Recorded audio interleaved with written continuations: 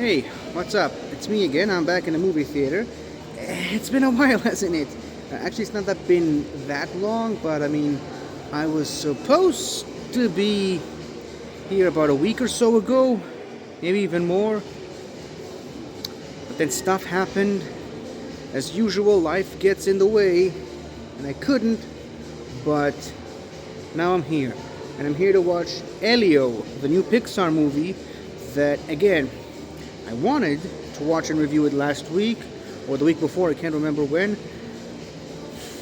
But then some stuff happened and I couldn't. So this review is already late enough as it is, and I'm kind of late for the movie, so I want to wrap this up fast and get to it. But I know next to nothing about this movie. I've listened the one trailer, and even that was because it played on a different movie that I watched, and I got hooked on it, and I wanted to see this movie.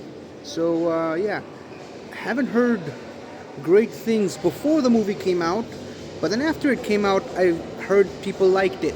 So I maybe it's a good thing that I postponed watching it by like a day or by like a week or so, because I'm hearing good things about it. So I'll watch it now and tell you what I think about it when I come out. See you then. Well, I made it in the end. I didn't miss too much of the movie, which is good. But what do I think of the movie? I liked it. I liked it a lot. It's really nice. It was charming. It was lovely. It was very colorful. It had some really nice action in it. Some really cool effects. A lot of inventive design, especially character design.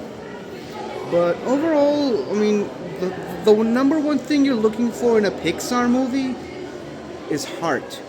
And this movie does definitely have a lot of it. Now, grain of salt here.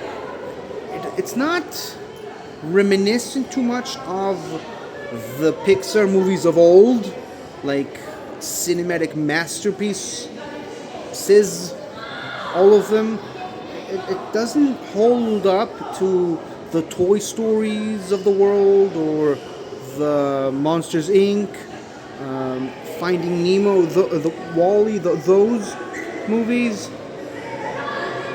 But considering what Pixar has been going through these last couple of years, a movie like this is really good. Like, Pixar was on a roll for a lot of years. I mean, for a long time, it was the studio that could not be beat. They ran into some problems. I'm not going to get into that right now, but some of their projects in the more recent years have been a little lackluster. I mean, I eventually warmed up to Luca, but wasn't, that great. I liked Turning Red, but it wasn't, again, that Pixar of old. And don't even get me started on Lightyear, how big of a disappointment that was. But this is good. This is really good. It's a really good return to form for Pixar movies. In many ways, it kind of reminds me of the MCU, where that also seemed like the franchise that could not lose, no matter what. And then they ran into a string of really bad movies, and only recently they started to pick themselves back up. And this movie is a really good step in the right direction. It could be considered the beginning of Pixar's renaissance. Like Disney had a renaissance back in the the end of the 1980s and for the majority of the 90s. So, yeah, like I said, it's a really good step in the right direction. It's got an inventive story, as I mentioned. The main character, Elio, who is obviously the title character, it's a little hard to follow at first, but that's kind of the point. You're supposed to not relate to the kid until slightly later in the movie, where everyone can relate to him. And of course, the Zoe Saldana role in the movie was very well done, very well handled. I really enjoyed the character decisions that they made with this character. They could have very easily made this character a very generic, forgettable character, because without spoiling too much, at some point it feels like she's not going to be as relevant to the story as you might think. but then she comes back and she really owns it. I guess you could slightly compare her to the character of Nani from the new Lilo and Stitch movie, not the original. But yeah, as far as the other characters in the movie, I mean, the Brad Garrett role is really captivating. He's really got that voice that can carry a character like that, and the design. And the smaller characters. First of all, I really hope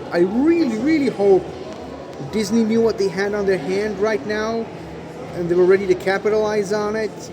And I really hope they got the merchandising machine ready, because, I mean, so many wacky, ridiculous characters in this movie that, again, if they're smart, they'd be making toys for these characters right now, because I know a lot of people would want toys of these characters. I want toys of these characters. Who cares about the human characters? I want toys of the animal and the animals, the alien characters in the movie. They look great. They were, like I said, really inventive, especially the speech.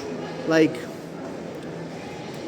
not spoiling too much. I guess it's a sci-fi movie, so it's kind of expected that the universal translator trope gets into it at some point, but it really is inventive how each different alien speaks in the movie. I thought that was really interesting.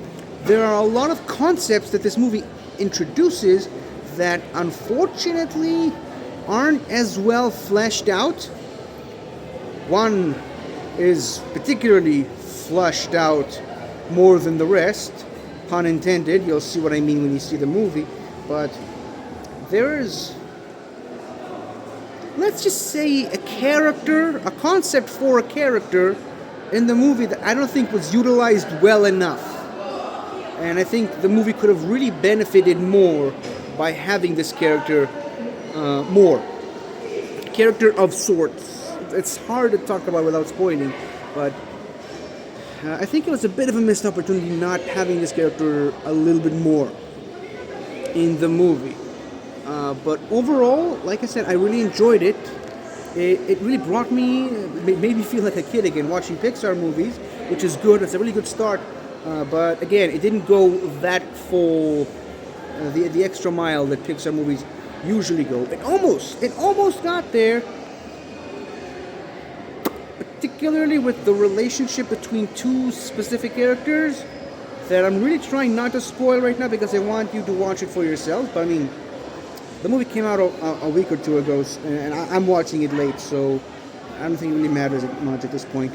But all I'll say is that this is a perfect character, a perfect movie to watch for parents with their children.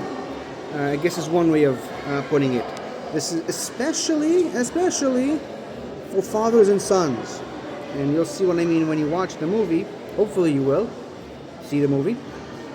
But, yeah, it's a really good father-son movie. And it's also a really good and powerful movie for adopted children.